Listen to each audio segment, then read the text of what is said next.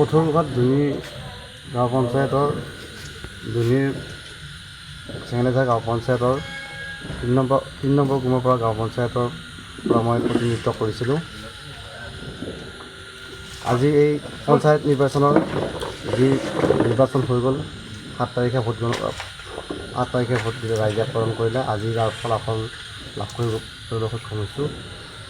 ৰাইজে যি মোক ভোট প্ৰদান কৰিলে বিপুল ভোটত মই আচলতে জয়যুক্ত হৈছোঁ।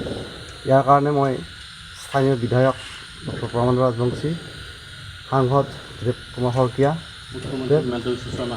তেওঁলোকক যি নীতি আদৰ্শ, তেওঁলোকে যি সমবিকাশ আমাৰ এই অঞ্চলত কৰিছে, তেওঁলোকৰ এই কামৰ প্ৰতি আকৃষ্ট হৈ ৰাইজে আচলতে মোক বিপুল ভোট প্ৰদান কৰিছে।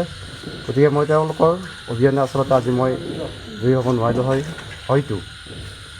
তেওঁলোকৰ যি বিকাশ বা তেওঁলোকৰ যি আশা, তেওঁলোকৰ যি মনোভাৱ যে কাম কৰি আছে, তেওঁলোকৰ এই আশা আকাংক্ষাত ময়ো তৎপৰ চেষ্টা কৰিম।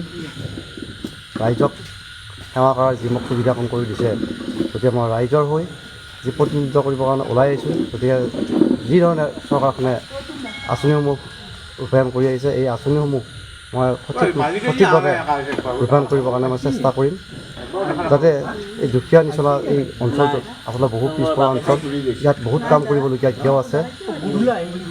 ৰাস্তা ঘাটতে ধৰি বিভিন্ন উন্নয়নৰ কাম এতিয়াও কৰিবলগীয়া আছে। তেওঁলোকে আশা কৰোঁ তেওঁলোকে মোক যথেষ্ট সহায় সহযোগিতা কৰিব। তেওঁলোকৰ যি চবকা সাথ চবকা বিকাশ, যি প্ৰধানমন্ত্ৰী মোদীৰ নীতি আদৰ্শ, সেই নীতি আদৰ্শত মই আগবাঢ়িবৰ কাৰণে চেষ্টা কৰিম। ৰাইজক মই অশেষ ধন্যবাদ দিছোঁ, মোক যি বিপুল ভোট প্ৰদান কৰি মোক জয়যুক্ত কৰিছে। গতিকে যি ৰাইজে আশা কৰিছে, যি আকাংক্ষা আছে তেওঁলোকৰ, মই আশা আকাংক্ষাত চেষ্টাসমূহ তেওঁলোকৰ পূৰণ কৰিবৰ কাৰণে মই চেষ্টা কৰিম। তেওঁলোকৰ লগত হাত মিলাই খোজ মিলাই তেওঁলোকৰ লগতে আগবাঢ়ি যাবৰ কাৰণে মই সদায় আস্থা ৰাখিছোঁ। গতিকে ৰাইজকো মই ভাবোঁ এই আস্থাত তেওঁলোকে যি সহায় সহযোগিতা আগবঢ়াইছে, মই তেওঁলোকৰ এই 5 বছৰীয়া কাৰ্যকালত যিমানখিনি পাৰোঁ কৰিবৰ কাৰণে মই চেষ্টা সদায় কৰি যাম। গতিকে ইয়াত হয়তো চৰকাৰখনে যিধৰণে আমাক যি আঁচনিসমূহ ৰূপায়ণ কৰে, এই আঁচনিসমূহ ৰূপায়ণ কৰিবৰ কাৰণে মই চেষ্টা কৰিম। ধন্যবাদ।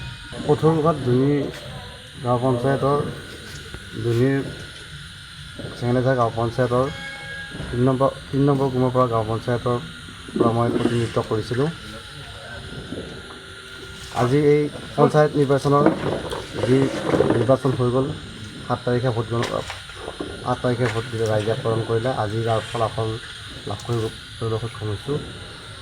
ৰাইজে যি মোক ভোট প্ৰদান কৰিলে বিপুল ভোটত মই আচলতে জয়যুক্ত হৈছোঁ।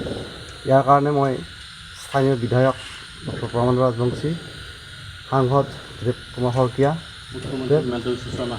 তেওঁলোকক যি নীতি আদৰ্শ, তেওঁলোকে যি সমবিকাশ আমাৰ এই অঞ্চলত কৰিছে, তেওঁলোকৰ এই কামৰ প্ৰতি আকৃষ্ট হৈ ৰাইজে আচলতে মোক বিপুল ভোট প্ৰদান কৰিছে।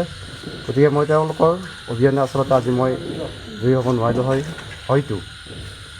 তেওঁলোকৰ যি বিকাশ বা তেওঁলোকৰ যি আশা, তেওঁলোকৰ যি মনোভাৱ যে কাম কৰি আছে, তেওঁলোকৰ এই আশা আকাংক্ষাত ময়ো তৎপৰ চেষ্টা কৰিম।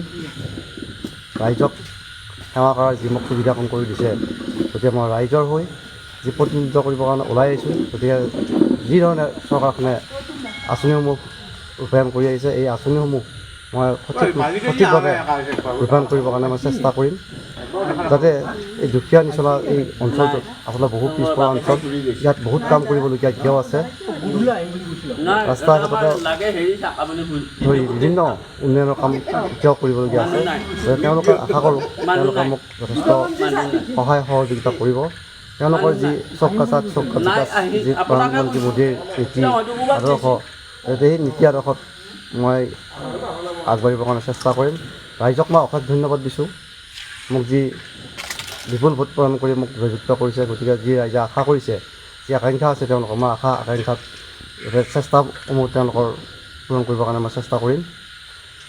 তেওঁলোকৰ লগত হাত মিলাই খোজ মিলাই তেওঁলোকৰ লগতে আগবাঢ়ি যাবৰ কাৰণে মই সদায় আস্থা ৰাখিছোঁ। গতিকে ৰাইজকো মই ভাবোঁ এই আস্থাত তেওঁলোকে যি সহায় সহযোগিতা আগবঢ়াইছে, মই তেওঁলোকৰ এই 5 বছৰীয়া কাৰ্যকালত যিমানখিনি পাৰোঁ কৰিবৰ কাৰণে মই চেষ্টা সদায় কৰি যাম।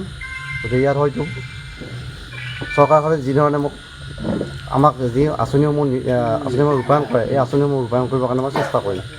ধন্যবাদ।